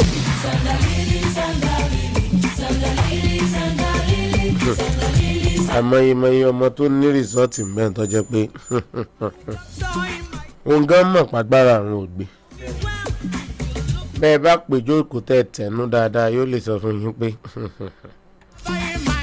with this good result don't do that course ó mọ ability rẹ̀ ẹ̀ tí ó sì ń tọ́fẹ́ ó mọ story behind those results tẹ̀yìn wò ẹ̀yin ni result ìjọ lójú 09160001033 07055001033. Of course you can contribute. And of course, you can ask questions on the program. The program is Edu-Circle on the stable of I-FLIER 103.3 FM, the perfect choice station for the I-FLIER. The program is Edu-Circle, and your anchor is Ayodeji The Anointed. And of course, my guests that I've been talking this morning, or let me say for the past 1 hour now, has been today's show called Shodia. That's Edu-Ken. It's an educational consultant. All right. Kí ni àwọn òbí àní ẹ̀mọ́ra tó dáa fọ́mọ yín o àwọn ọmọ ń wọlé Monday o àmọ́ kéèyàn ṣe níwọ̀ntúnwọ̀nsì ẹ bá ń gbà wọ́n mọ̀ràn o torí ń tẹ́lómi ọlọ́mọ tọwọ́ bọ̀ báyìí wọ́n ti change school lọ sùkúù lówó ńlá. tí báàgì ọmọ yín ò bá bàjẹ́ àbí tí òun ṣe kí bóyá bàtẹ ẹ ti yá ẹ jẹ́ ra àbí ẹ jẹ́ manager ìyẹn dandan kẹ́ ra gbogbo ẹ̀ tuntun kó ṣe wọlé ní tuntun ara. sùkúù tí ń lọ tẹ́lẹ̀ nǹkan lọ mọ́. ẹlòmíì kan tiẹ̀ ti jẹ́wọ́ ní skul kan tó wà tẹ́lẹ̀. yóò tún wá lọ yóò tún wá mú kú ẹ mọ̀ kí kò sí dáa fọ́ọ̀mù ẹ jẹ́wọ́ sílé ìwé kan. bẹ́ẹ̀ni ẹ sá kúrò ńbẹ ẹ wá lọ skul tuntun ìwé ẹ pọ̀ báyìí dáadáa. bẹ́ẹ̀ni àsìkò yìí gan ni. ọmọ yẹn ń kọ́ destiny ọmọ ń kọ́ àwọn olùkọ́ tó ti kọ́ níbi tó ti kúrò ilé ìwé tí wọ́n ti kọ́ òkúta kọ́ ni wọ́n fi kọ́ àwọn olùkọ́ náà lo sweat wọn àbá ẹ wá fẹ́ àgún aláàrù ẹ fẹ́ kọ́ gbẹ ẹ wá rò bẹ́ẹ̀ gbọ́n sọgbọ́n nìyẹn ṣá. mo ti mọ̀ nípa state kan mo bá teacher state kan sọ̀rọ̀ ó ní wọ́n ṣe bẹ́ẹ̀ ní state àwọn máa tẹ̀lé wọn lọ sí school yẹn wọ́n á rí pé àwọn gba owó wọn lọ́wọ́ school yẹn àbáwọn fúnra wọn without it school kankan ní the whole state kò ní gba ọmọ yẹn wọlé.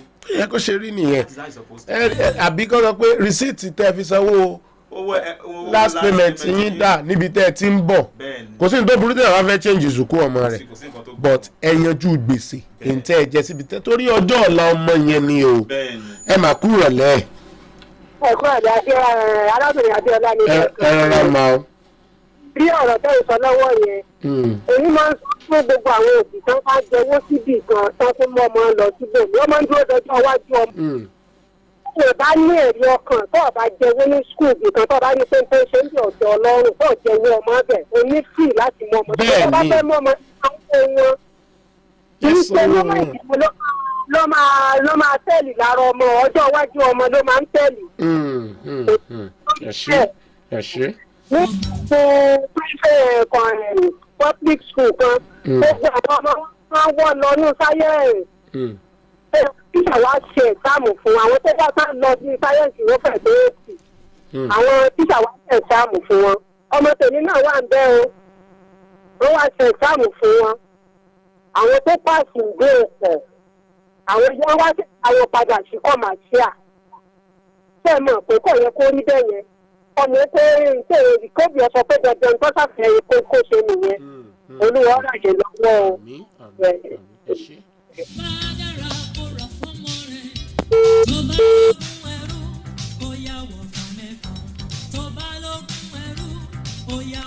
ní ẹ má tọ́jú àwọn ọmọ yín ẹ sanwó iléèwé wọn ẹlòmíràn ẹsẹ̀ fẹ́ wọlé ni ṣé ẹ̀ṣẹ̀ ní téèyàn bá sanwó iléèwé láti Monday ni pé owó iléèwé o ojúṣe mi o èmi gẹ́gẹ́ bí òbí mo ti rí kíláàbùrọ̀ fi pamọ́ dìgbà wọn mọ̀ lé wọn fún midterm test náà mọ ẹ̀rọ ọmọ rẹ lẹ́sẹ̀ títì káàkiri tọ́nà bá ti bùkún ọ lákòókò yìí tètè sanko kúrò ń bẹ ìwúlò àbúrò mọ́ dájọ́ sí i àbí n tó pàpà san kíláàbùrọ̀ oh my God òbí mi ò ní ra textbook kankan fọmọ báyìí wọ́n sì ti ra aṣọ lọ bí wọ́n ti gbà ìpọ́jọ́ ọ̀la àwọn lọ́mọ àwọn. ìjọ tí ń bá kú o. toríjọ́ tí ẹ bá kú. ọba lókè jẹ́ kọ́mọ mi wọlé dèmi nítorí ọmọ láṣọ láyé ọmọ láṣọ ọmọ láṣọ láyé ọmọ láṣọ nítorí ọmọ láṣọ láyé ọmọ láṣọ. ọ̀dà.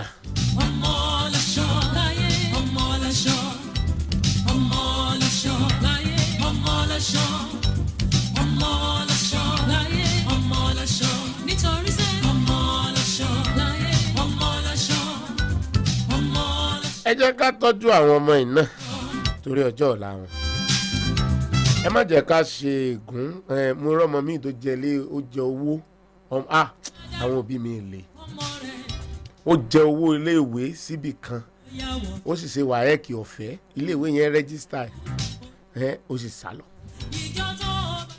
nítorí wọ́n á ṣẹlẹ̀ ní pé nígbà tó àjọ dé tàwọn ni ìrántí Ọlọ́run ní ntẹ́ oníléèwé ń fi fọmọ yẹn lẹ̀ kó fi ṣèdánwò nìyẹn ọmọ nísìn Ọlọ́run yọ pé fẹ́ẹ̀ ṣe tán nífẹ̀ẹ́ wọn èsì tí ì sanwó. ẹ mọ̀ pé irú àwọn nǹkan bá náà wọn mọ̀ pé ó máa ń tẹ̀ lọ́jọ́ ọ̀la ọmọ.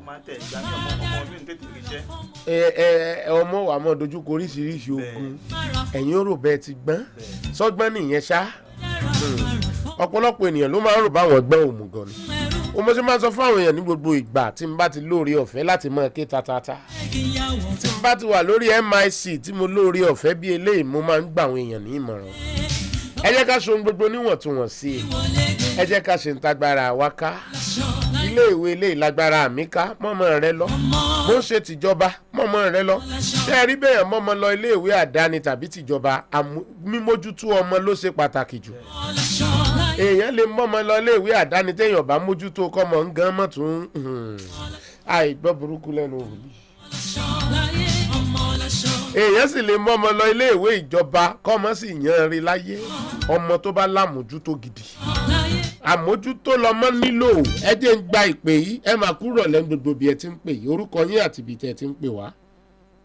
ẹ kú ọ̀lẹ́ sà. yes ma. ẹ kú iṣẹ́. yes ma. olúwa ràn yín lọ́wọ́. àmín o. òun gbádùn tẹsán yín yẹn ẹ ṣé gan ma láti gbọmọ fún yín lópa àtàgbára. àmín tẹ̀lé àwọn ọmọ tí wọ́n bá wá sí skul mm tí òbí wọn ò bá sanwó wọn tó wá tún mo lọ sí gbòògùn kò bẹ̀rù ọlọ́run ni. torí pé proprietor proprietor tó wà ní skul yẹn ó láti sanwó fáwọn tíṣà. bẹ́ẹ̀ni mo tíìtì níbì kan ó jẹ mí lówó tó bá ti rí mi àwa àgbà kọ́nà àwa máa sá mo wá lọ bá a lé mo ní kí ló dé tó ń sá fún mi ó ní tó bá ti rí mi torí pé àgbàlagbà ni mí pé mi ìfẹ́ jókòó lásán ni òun á jẹ mí ní owó ó lóun ò ní opportunity láti mú lọ́wọ́ ara àwọn wà ló dáa nǹkan tó kàn wá bẹ́ẹ̀ ni pé private ní school yẹn ẹni yẹn wá mọ́ ọmọ ẹ̀ lọ sí government school tí ò sanwó kò dẹ̀ wá sanwó obìnrin yẹn títí dì sí. ibù bàbá ọmọ yẹn tó bá ti rí wa àwa máa ká consent ẹ̀rí ọkàn ló dẹ̀ ń jẹ kò bẹ̀rù ọjọ́ iwájú mo wá gba àwọn òbí tó bá ń ṣe bẹ́ẹ̀ níyànjú ọmọ ṣe bẹ́ẹ̀ mọ́ torí ọjọ́ iwájú ọmọ wọn èmi ni ìyá Àlàdé Aláàgbògbàlà láti Amúlòkó ìyá yóò ràn yín lọ́wọ́. ìyá Àlàdé Aláàgbògbàlà sọ ọ̀rọ̀ ńlá ni ìyá Àlàdé Aláàgbògbàlà sọ yẹn látàmúlòkó torí mo mọ̀ pé wù kíní wọn pọ̀ ń ta báyìí wọ́n wà mọ́ sá lọ ilé ìwé mi wọ́n rò báwọn ti yàn wọ́n jẹ́ ń bẹ̀yìn kò sì rí bẹ́ẹ̀ o ẹ lọ sọ ti bẹ̀yẹn torí bá méjì kan torí ọjọ́ ọ̀la àwọn ọmọ yìí ni ṣé ẹ mọ̀ yìí pé níjọ́ tó o bá kú ọmọ làdìlé ẹ ń bá fẹ́ kọ́ ọmọ wọlé dòun kì í ṣe wùwà báwọn ọmọ mọ̀ láṣọ àwọn ọmọ ẹja mọ̀ tọ́jú wọn ẹja ṣe ń tó tọ́.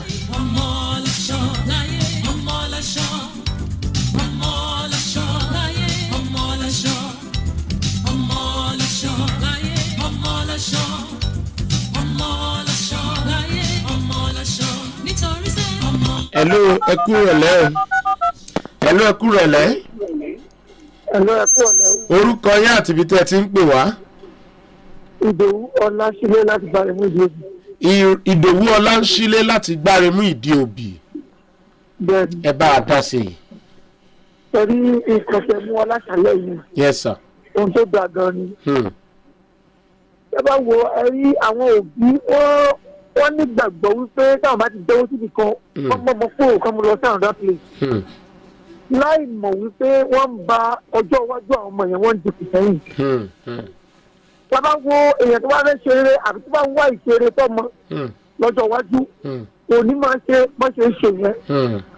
Tó bá jẹ́wọ́ iléèwé kan ó ní láti kọ́kọ́ gbìyànjú láti kọ́kọ́ parí bóyá o fẹ́ relocate àbí kéèyàn mọ́ relocate kó o bí kan lọ síbi kan. Ṣùgbọ́n pọ́sibí tó ń relocate jẹ́ ó ti ẹ̀ balance iléèwé yẹn tán. Torí àwọn iléèwé yẹn náà mọ̀ pé mọ́tò wà ládàá nìyẹn owó tó bá táwọn òbí bá san làwọn náà ń san òṣìṣẹ́. Ẹ̀sùn ẹ bá wa sọ méjì tọ́lá inú mi dùn gan. Torí ó ń dí ọjọ́ ọ̀la àwọn ọmọ kù. Wọ́n lè pé àṣegbé làwọn ṣe láì mọ̀ pé àṣepamọ́ náà ṣe. Bẹ́ẹ̀ni Ọlọ́run lọ́wọ́ sọ ẹ pé ètò. Yes sir.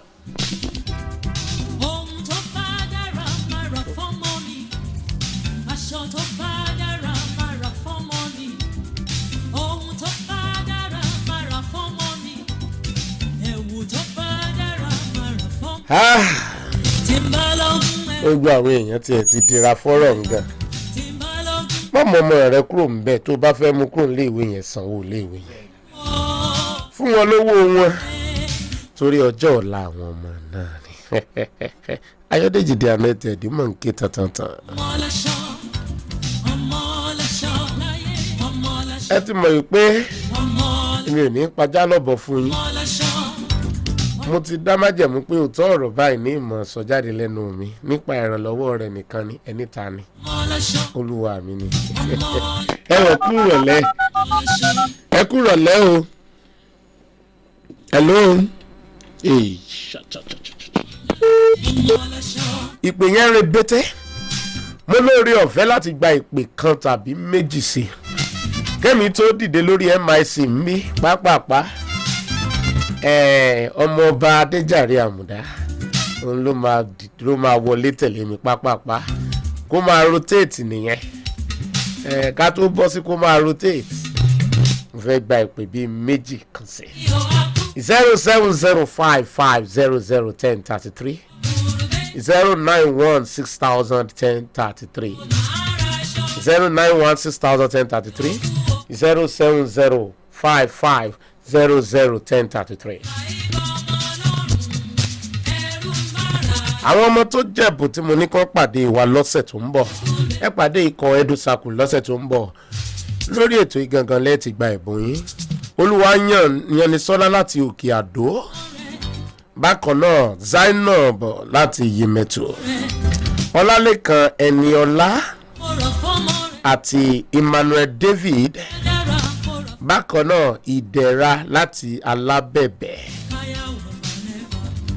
gbogbo àwọn yẹn lórí ọ̀fẹ́ láti pàdé ikọ̀ Edu-Circle lọ́sẹ̀ tó ń bọ̀ láti wá gba ẹ̀bùn wọn mo dẹ̀ tún sọ pé bákan náà tẹ́ ẹ bá ní báàgì àbí nǹkan tẹ́ ẹ fẹ́ fi ràn àwọn ọmọ yìí lọ́wọ́ a kàn fẹ́ fi múnú wọn dùn ni ẹ lè kàn sí Ayodeji The Anointed ẹ ní ìbéèrè tàbí ohunkóhun tẹ́ ẹ fẹ́ bi mí lẹ́yìn ètò ẹ pè Ayodeji The Anointed sórí ẹ̀rọ yìí